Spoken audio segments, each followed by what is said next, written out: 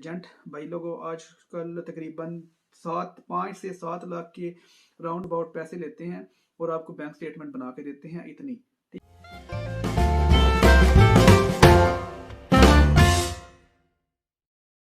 अस्सलाम वालेकुम guys, I hope you have been doing great. तो आज बात करेंगे बैंक स्टेटमेंट की। बैंक स्टेटमेंट में साउथ कोरिया के बारे में नहीं, मैं ओवरऑल बात करूंगा किसी भी कंट्री के वीज़े के बारे में, जिसमें कनाडा, अमेरिका, उसके बाद ऑस्ट्रेलिया, यूके, यूएसए सब सब आ जाएंगे, ठीक है, यूरोप इवन के। और तो बैंक स्टेटमेंट कैसे आपने जेन्युइन करनी है, कैसे आपने अरेंज करनी है, आपने कैसे प्री प्लानिंग करनी है, और ये सब तरीकों पे आज मैं बात करूंगा इस वीडियो में। तो मैं साउथ कोरिया की एग्जांपल आपको दूंगा, और अगर आपने यूएसए के लिए अप्लाई करना है तो तकरीबन आपको 35-40 हज़ार डॉलर की बैंक स्टेटमेंट चाहिए होती है। और इस हिसाब से अगर आपने यूके, ऑस्ट्रेलिया में या फिर न्यूजीलैंड में अगर आपने अप्लाई करना है तो उस हिसाब से आप खुद देख लें कि आपकी क्या रिक्वायरमेंट है। मैं सिर्फ आपको बताऊंगा कि आपने जेन्युइन बैंक स्टेटमेंट कैसे देनी है, साउथ कोरिया की एग्जांपल देके। साउथ कोरिया में बैंक स्टेटमेंट तकरीबन 18,000 डॉलर चाहिए। यूनिवर्सिटी में एडमिशन के लिए भी चाहिए होती है और आपको वीज़े के लिए भी ऑफकोर्स चाहिए होती है। तो 18,000 डॉलर में जो कवर होता है वो आपका साल का कोरिया में एक्सपेंसेस कवर होते हैं 18,000 डॉलर में। तो मैं आपको कहूँगा कि आप 18,000 डॉलर ना करें, आप कम से कम भी 20,000 22,000 डॉलर तक लेके जाएं। अगर आप यूएसए के लिए कर रहे हैं तो यूएसए के लिए 35,000 अगर उन्होंने डिमांड की हुई है तो आप उसको 40,000 तक लेके जाएं, ठीक है। तो इसलिए अगर आप साउथ कोरिया के लिए अगर आपने 18,000 की उन्होंने डिमांड की हुई है तो आपने उसको 20-22,000 डॉलर तक लेके जाना है। उसमें 20,000 18,000 डॉलर तो यार सीधा सीधा जो है वो आपका कोरिया में एक साल का खर्चा उन्होंने आपने शो करना है, ठीक है। और जो बाकी 2-3 हज़ार डॉलर है वो आपका, जारी बात है, जब आपका वीज़ा लगेगा तो आपने फ़्लाइट टिकट भी करानी है, ठीक है। और बाकी जो खर्चे खुर्चे जो भी कपड़े शपड़े कपड़े जुतियाँ जो भी होती हैं, ठीक है। तो ये सब चीज़ें आपने शो करनी है कि आपके स्टेटमेंट में इतने इनफ पैसे हैं कि ये सब कुछ खर्चा करके भी आपके पास 18,000 डॉलर साबित पड़ा हो, ठीक है, जो आपने कोरिया में या अपने डिजायर कंट्री में आपने गुजारना है। यहाँ पे आजकल मैं पाकिस्तानी रेट को नहीं करूँगा क्योंकि बहुत से लोग हैं मुझे इंडिया से भी देखते हैं, इसलिए मैं इंडियन करेंसी के बारे में ज़्यादा मुझे नॉलेज नहीं है कि उसका क्या रेट चल रहा है, तो इसलिए मैं डॉलर में भी बात करूँगा। अगर आप इंडिया से कहीं से भी मुझे देख रहे हैं तो बेशक वो साथ गूगल पे जाके वो करेंसी कन्वर्ट करके देख लें। तो मैं 18,000 डॉलर को डिस्कस करूँगा या 22,000 डॉलर को, तो मैंने आपको फोर्स करूँगा कि आप 22,000 डॉलर को लेके चलें। अब आपने प्लान बनाना है कि आपने ये 22,000 डॉलर की एक बैंक स्टेटमेंट कैसे करनी है। प्लान आपको शुरू होता है वीज़ा अप्लाई करने से पहले, जब आप सोच रहे होंगे कि यार मैंने बाहर जाना है, वीज़ा अप्लाई करना है, ठीक है। जब आप प्लानिंग कर रहे होंगे यार मैं आइट्स करूँगा अभी, ठीक है, तब ही आपने प्लान करना है बैंक स्टेटमेंट के हवाले से, क्योंकि बैंक स्टेटमेंट एक सबसे वैलिड तरीन डॉक्यूमेंट है, ठीक है, जिसकी बेस पे आपको वीज़ा मिलता है। जहाँ तक मेरा एक्सपीरियंस है, अगर बैंक स्टेटमेंट जो अगर आपकी टोटल प्रोफाइल है, जो भी आपकी एजुकेशनल डॉक्यूमेंट्स हैं, बाकी सब चीज़ें हैं, वो तकरीबन 50% काउंट होती है, और अकेली बैंक स्टेटमेंट है वो 50% काउंट होगी, ठीक है।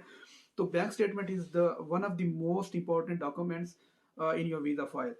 तो इसको आपने कैसे अरेंज करना है, आपने बैंक स्टेटमेंट को 6 हिस्सों में डिवाइड करना है, 6 हिस्सों में डिवाइड करना है। लेट्स से अगर आपने 22,000 डॉलर की बैंक स्टेटमेंट देनी है साउथ कोरिया के लिए, अगर आपने देनी है तो आपने इसको 6 महीने के लिए डिवाइड करना है। 6 महीने में आपने 6 हिस्से में डिवाइड करना है।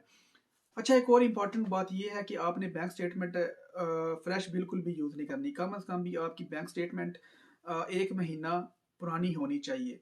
1 महीना पुरानी ये है कि आपने 15 दिन की बैंक स्टेटमेंट नहीं यूज़ करनी, 17, 18, 20, 21, 30 दिन की बैंक स्टेटमेंट आपने यूज़ नहीं करनी। कम से कम भी आपका 1 महीने से ज़्यादा ड्यूरेशन होनी चाहिए, आपके अकाउंट में पैसे आ रहे हैं, जा रहे हैं, ठीक है, बाकायदा प्रॉपर बैंक स्टेटमेंट है, ठीक है। आप इस सिनेरियो को देखें कि आप अपने आप को समझें कि आप वीज़ा ऑफिसर है, किसी भी कंट्री के लिए आप काम कर रहे हैं, आप वीज़ा ऑफिसर हैं, ठीक है, जिसने स्टूडेंट की फाइल पढ़नी होती है, देखनी होती है और डिसीजन देना होता है कि मैं इसको वीज़ा दूँ या ना दूँ।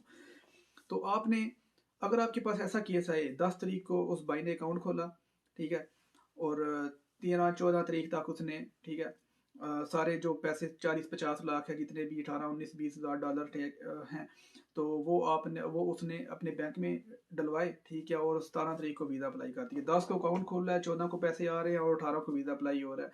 तो बिल्कुल ही ये फेक जाएगा इंप्रेशन। वीज़ा ऑफिसर ये समझेगा कि इस बंदे के पास अपना कुछ नहीं है, इसने आगे पीछे से दोस्त यारों, माँ प्यो जो भी है, दोस्त यारों से या रिश्तेदारों से, ठीक है, पैसे पूसे इकट्ठे करके तो इसने ये डॉक्यूमेंट हमें दे दिया।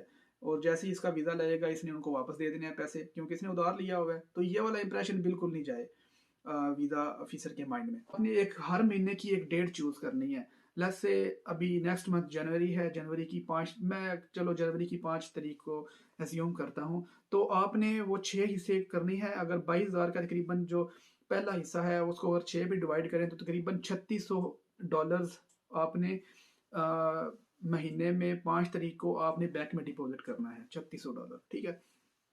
अगला महीना फरवरी है, जो 3600 दोबारा है, आपने दोबारा $3600 आपने दोबारा बैंक में डिपॉजिट करना है, ठीक है।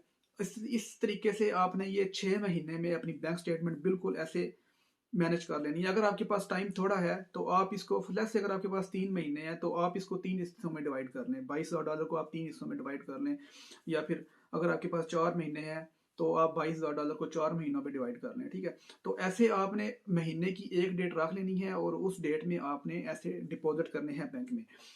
अभी स्पेसिफिक डेट को ही क्यों डिपॉजिट करने हैं, इसकी दो वजह है। पहली तो आपकी जो बैंक स्टेटमेंट है वो बिल्कुल जेन्युइन लगेगी उनको, और दूसरी वजह ये है कि आपका जो सोर्स ऑफ इनकम का जो वो है बात, वो भी काफ़ी हद तक क्लियर हो जाएगी। वीज़ा ऑफिसर समझेगा कि यार इसकी बाकायदा कोई एक सोर्स ऑफ इनकम है इस बंदे की, ठीक है, तो जिससे इसके हर महीने इतने पैसे आ रहे हैं बैंक में।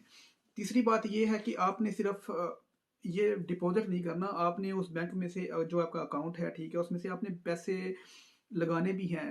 लगाने इन चीज़ों में है कि आपने जो पाकिस्तान है या इंडिया जो भी है, यहाँ पे इतनी ज़्यादा इस तरह की कार्ड से ट्रांजैक्शन नहीं होती, ठीक है, इसलिए लोग बस पैसे निकलवाते हैं और बस डालते ही हैं, बस वही ट्रांजैक्शन में आता है।